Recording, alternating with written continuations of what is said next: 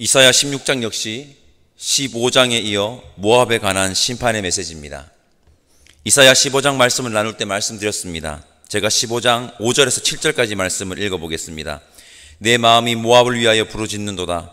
그 피난민들은 소알과 에글랏 슬리시아까지 이르고 울며 루힛 비탈길로 올라가며 호로나임의 길에서 패망을 울부짖으니 니무림 물이 마르고 풀이 시들었으며 연한 풀이 말라 청청한 것이 없음이로되 그러므로 그들이 얻은 재물과 쌓았던 것을 가지고 버드나무 시내를 건너리니 모압의 주민들이 재난을 피해서 피난을 갑니다.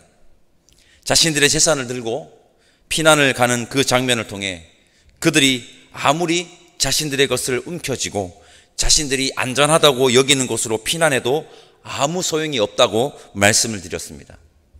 그들이 살 수 있는 피난처는 단 하나입니다. 어디입니까? 가장 안전한 곳은 어디입니까? 바로 여호와 하나님입니다. 이사야 16장 1절은 바로 그 사실을 우리에게 알려주고 있습니다. 우리 1절 말씀 함께 읽어봅시다. 1절입니다. 너희는 이 땅 통치자에게 어린 양들을 들이되 셀라에서부터 광야를 지나 딸 시온산으로 보낼지니라. 아멘. 이사야는 모압 족속에게 이 땅의 통치자에게 어린 양을 들이되 시온산으로 보내라고 합니다. 이사야는 모압이 도움을 구할 곳을 알려주고 그곳으로 피해야 안전하다는 것을 알려주고 있는데 그곳은 바로 어디입니까? 시온산입니다. 시온산은 하나님의 성산이며 성소가 있는 곳으로 하나님의 임재를 상징하는 산입니다. 즉 하나님께 도움을 구하고 하나님께 피해야 안전하다는 것을 말하는 것입니다. 성도 여러분, 오늘도 말씀드립니다. 하나님의 도움이 완전합니다. 하나님의 품이 안전합니다. 우리 모두 두 손 들고 하나님께로 나아가 하나님에게 도움을 구하고 하나님에게 피하는 자들 다 되시기를 간절히 소망합니다. 1절에 주목해야 하는 표현이 있습니다. 그것은 바로 이 땅의 통치자에게 어린 양을 들이대라는 표현 9절입니다. 당시 고대 근동을 제패하던 나라는 아수르입니다. 이 땅의 통치자라고 하면 당시 사람들은 대부분 아수르의 왕을 떠올렸을 것입니다. 이 땅의 통치자는 아수르지 하며 당연하게 여겼을 것입니다. 오늘 본문에 나오진 않지만 모압은 목축업과 농업이 발달한 나라이기 때문에 모압 역시 당시 강대국인 아수르에게 품질 좋은 양들을 조공으로 바쳤을 것입니다. 그러나 이사야는 무엇이라고 말합니까? 이 땅에 통치자가 있는데 그분은 어디에 계시다는 겁니까? 바로 시온산으로 보내라. 시온산에 있다는 것입니다. 이 말은 이 땅의 통치자가 아수르 왕이 아니라는 말입니다. 성도 여러분, 이 땅의 통치자는 여호와 하나님이십니다. 세상의 헛된 권력에 자신의 것을 아무리 갖다 바쳐봤자 아무 소용이 없습니다.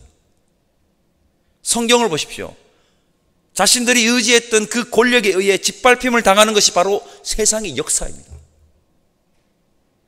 이 땅의 통치자이신 하나님에게 자신의 것을 온전히 올려드릴 때 우리는 온전하고 안전한 삶을 살아갈 수 있다는 것을 기억하시기를 소망합니다.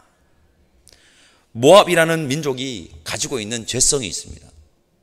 모압은 큰 민족이 아닙니다.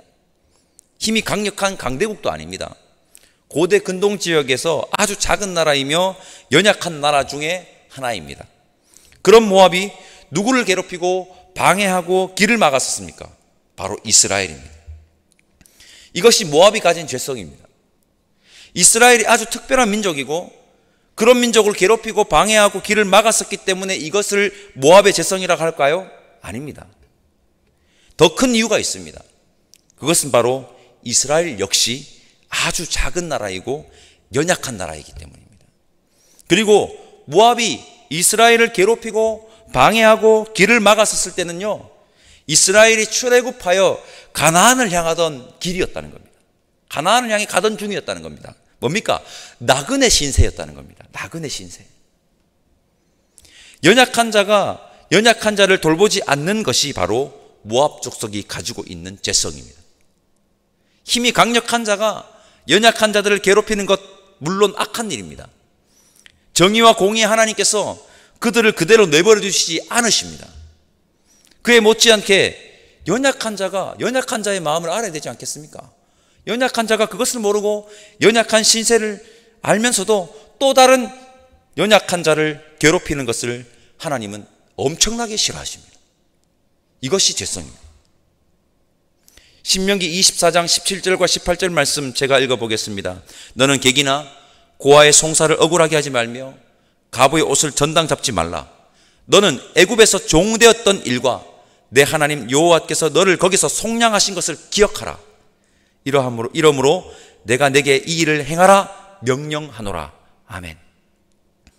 너희가 연약했던 시절을 기억하여서 연약한 자를 괴롭히는 것을 억압하고 압제하는 행동을 행하지 말고 어떻게 하라는 겁니까? 그를 도우라는 겁니다. 그렇게 하나님께서 말씀하고 계십니다. 오늘 본문 3절에서 5절입니다. 함께 읽어보겠습니다. 너는 방도를 베풀며 공의로 판결하며 대낮에 밤같이 그늘을 지으며 쫓겨난 자들을 숨기며 도망한 자들을 발각되게 하지 말며 나의 쫓겨난 자들이 너와 함께 있게 하되 너 모압은 멸절하는 자 앞에서 그들에게 피할 곳이 되라.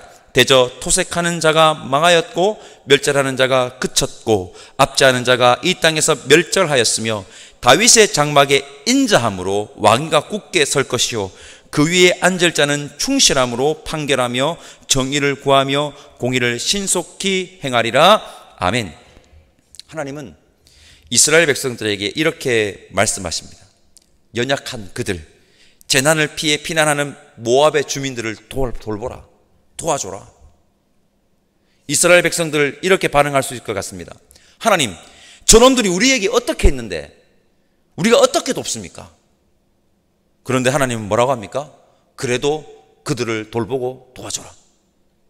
그래도 그들을 돌보고 도와줘라. 그것이 정의이며 그것이 공의이다 라고 이스라엘 백성들에게 말하고 있습니다. 성도 여러분, 연약한 우리가 연약한 자들을 도와야 합니다. 그것이 우리 하나님이 우리에게 바라는 모습이며 그것이 바로 하나님의 정의이고 공의입니다. 모든 판단과 심판은 하나님께 맡겨두고 혹 지금 어려움에 처한 그들이 예전에 자신들을 괴롭히고 방해하고 앞길을 막았었던 자들이라고 해도 그래도 그들이 당장의 어려움에 처해 있다면 도와줄 수 있는 인자함을 소유한 성숙한 자들이 오늘 함께 예배드리는 저와 여러분들이기를 소망합니다. 7절에서 9절까지 말씀 함께 읽어볼까요? 7절에서 9절입니다. 그러므로 모압이 모압을 위하여 통곡하되 다 통곡하며 기라레셋 건포도 떡을 위하여 그들이 슬퍼하며 심히 근심하리니 이는 헤스본의 밭과 신마의 포도나무가 말랐음이라. 전에는 그 가지가 야센에 미쳐 광야에 이르고 그 싹이 자라서 바다를 건넜더니 이제 열국의 주권자들이 그 좋은 가지를 꺾었도다. 그러므로 내가 야셀의 울음처럼 신마의 포도나무를 위하여 울리라. 헤스본이여 엘르알레여 내 눈물로 너를 적시리니 너의 여름실과 내 농작물의 즐거운 소리가 그쳤음이라. 아멘. 길라레셋의 건포도 신마의 포도나무는 모압의 특산품으로 모압이 자랑하던 것입니다. 모압은 작은 나라지만 목축업과 농업이 발달한 나라입니다. 특히 우리가 읽은 구절에 나오는 이 농산품인 포도로 인해서 다 포도지 않습니까? 포도로 인해서 경제적으로 풍요로움을 누렸다고 합니다. 그러나 자신들이 자랑하던 그것 역시 어떻게 된다는 겁니까? 아무 소용이 없게 된다는 겁니다. 아무 소용이 없게 된다는 겁니다. 성도 여러분, 세상의 것을 자랑하는 것은요 아무 소용없고 부질없습니다. 세상의 것이 우리를 풍요롭게 하는 것 같지만, 그래서 거기에 온 마음을 다 쏟게 했지만 우리가 진정으로 풍요로운 삶을 사는 방법은 하나님께로 나아가는 것임을 여러분 기억합시다. 세상의 것 자랑하지 말고 하나님 자랑합시다. 하나님만 자랑합시다. 세상의 것 의지하지 말고 하나님만 의지하는 저 여러분들 되시기를 간절히 소망합니다. 마지막으로 12절 말씀 제가 읽어보겠습니다. 모압이 그 산당에서 피곤하도록 봉사하며 자기 성소에 나아가서 기도할지라도 소용없으리로다. 아멘. 산당은 우상을 모신 곳입니다. 우상을. 오늘도 말씀드려야겠습니다. 우상은 아무것도 아닙니다. 우상은 아무런 능력이 없습니다. 우상은 기도를 들어 응답할 능력이 없습니다. 아니, 우상은요, 기도를 들을 수조차도 없습니다. 그냥 돌덩어리입니다. 우상은 존재하지 않는 허상이기 때문입니다. 우상 앞으로 나아가는 것은요, 방금 읽은 구절에 나와 있듯이 피곤할 뿐이지 아무 소용이 없습니다. 우리 모두는 지금도 살아서 역사하시는 살아계신 하나님께 나아와 그분께 기도하는 자들 다 되시기를 간절히 소망합니다. 성도 여러분, 오늘 모압의 심판의 메시지를 통해서 소용없는 것 4가지를 말씀드렸습니다. 자신들이 안전하다고 여기는 것으로 피난해도 소용없습니다. 세상의 권력에 의지하여 도움을 청해도 소용없습니다. 세상의 것 아무리 자랑해도 소용없습니다. 우상에게 아무리 나아가도 아무 소용이 없습니다. 우리 모두는 소용없는 짓을 하지 말고 하나님께로 피합시다.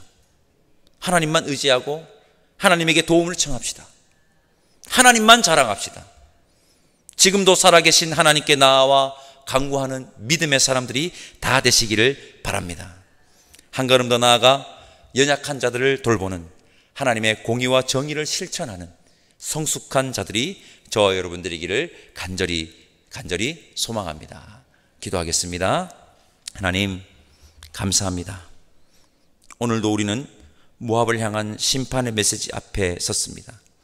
모압이 아무 소용없는 행동을 하다가 낭패를 당하는 것을 보았습니다. 우리 모두는 소용없는 짓을 행하는 어리석은 자들이 아니라 하나님께로 피하는, 하나님만 의지하는, 하나님께 도움을 청하는, 하나님만 자랑하는, 하나님께 간구하는 믿음의 사람 되기를 원하오니 인도하여 주시고, 이 세상에서 어려움에 처한 연약한 자들을 돌보는 하나님의 공의와 정의를 실천하는 성숙한 그리스도인 될 수 있게 성령 하나님 인도하여 주옵소서. 감사드리며 예수님의 이름으로 기도드립니다. 아멘. 하늘에 계신 우리 아버지, 아버지의 이름을 거룩하게 하시며 아버지의 나라가 오게 하시며 아버지의 뜻이 하늘에서와 같이 땅에서도 이루어지게 하소서. 오늘 우리에게 일용할 양식을 주시고 우리가 우리에게 잘못한 사람을 용서하여 준 것 같이 우리 죄를 용서하여 주시고 우리를 시험에 빠지지 않게 하시고 악에서 구하소서. 나라와 권능과 영광이 영원히 아버지의 것입니다. 아멘.